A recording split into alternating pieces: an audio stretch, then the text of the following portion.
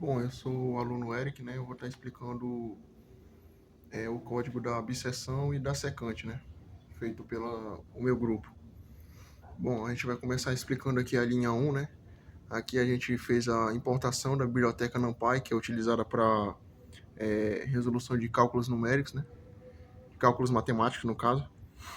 Aí na linha 2 aqui a gente importou a biblioteca Pandas, que é para exibir a tabela da absessão ou secante, depende do desejado pelo usuário, né?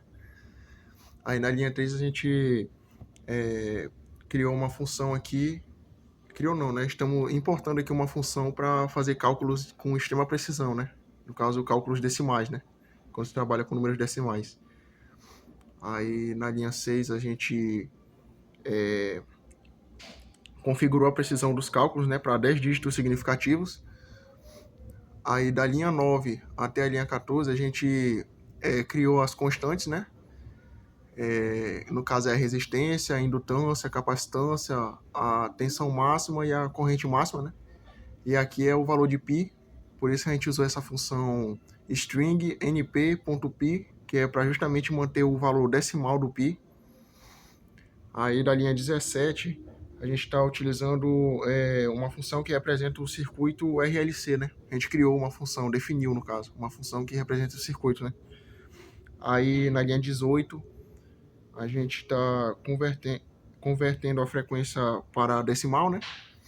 Na linha 19 calcula a frequência angular. Aí na linha 20 a reatância indutiva. Na linha 21 a reatância capacitiva. E na linha 22 o módulo da impedância total. Aí na linha 23 a corrente no circuito, né? E na linha 24 retorna a diferença entre as correntes, né? A desejada e a corrente final, né? Corrente máxima, no caso. Aí, na linha 27, a gente pergunta ao usuário qual o método a ser usado, né? Se é o da secante ou o da absessão.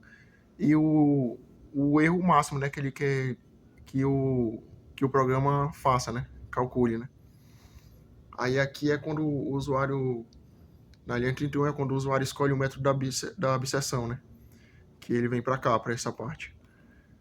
Aí aqui na linha 33, ele pede o valor inicial de AN e na linha 34 de BN. Aí na linha 36 a lista para armazenar os resultados das interações, né?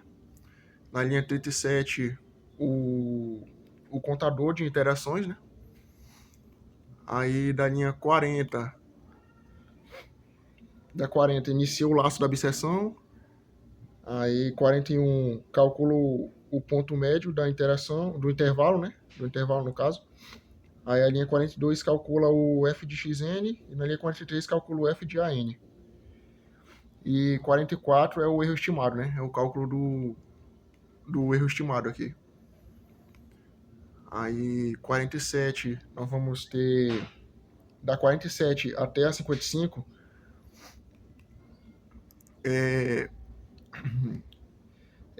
o armazenamento dos resultados, né? Arredondando e o arredondamento das interações, né? Que no caso ele quer arredondar a sexta casa depois da vírgula, por isso que tem aquele A/6, né? Aí da 57 a gente vai ter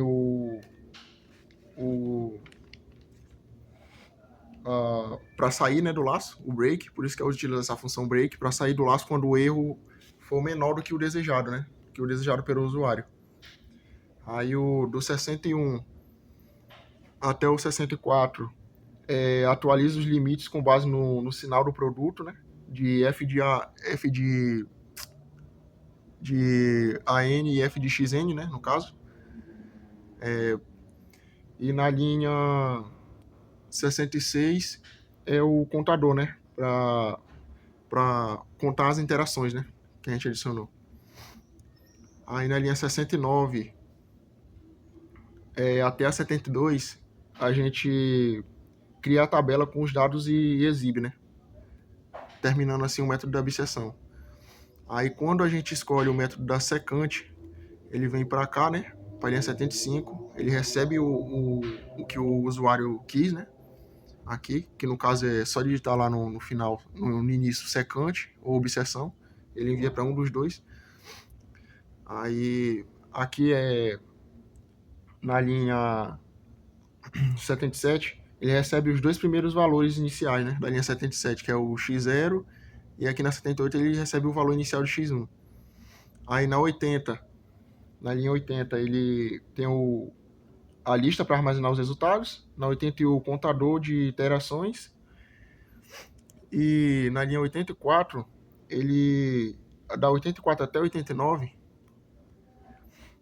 é a primeira linha da tabela, sem o erro, né? Que é sem o erro, né? Que não tem como, da secante não tem como, na primeira linha, saber o erro.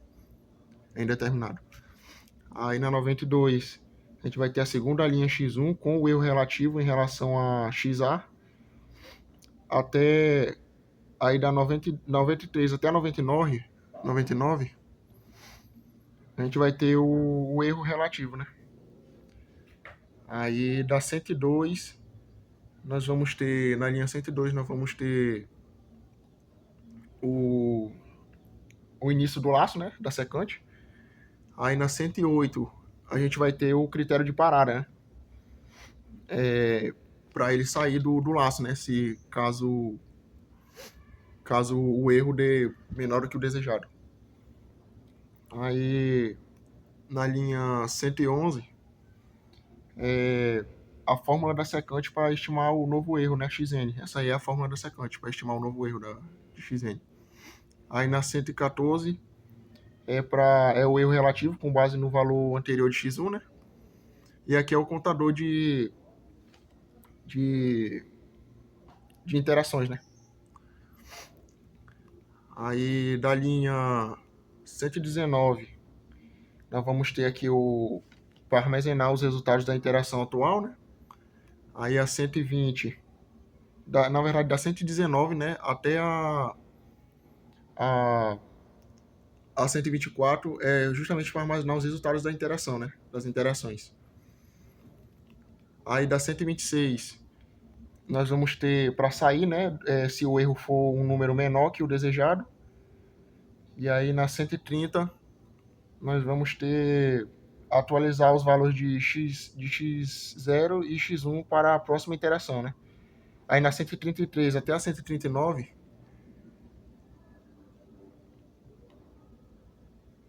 ou no caso, até a 139, nós vamos ter para criar a tabela com os dados e exibir, né?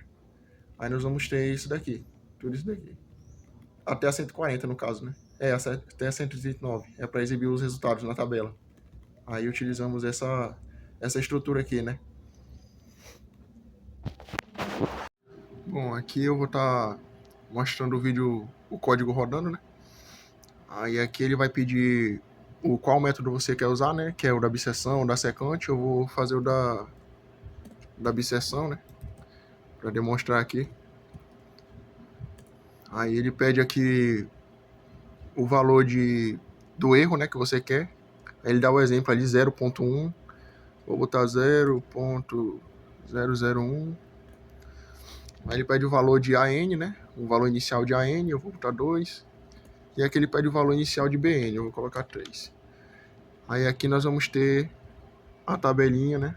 Mostrando todas as interações, né?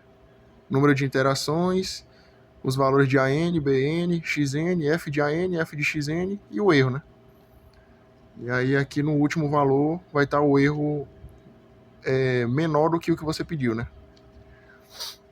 Aí agora eu vou mostrar utilizando o método da secante, né? Vou colocar aqui secante. Aí aqui tem o erro, né, que você quer. Vou colocar 0.02.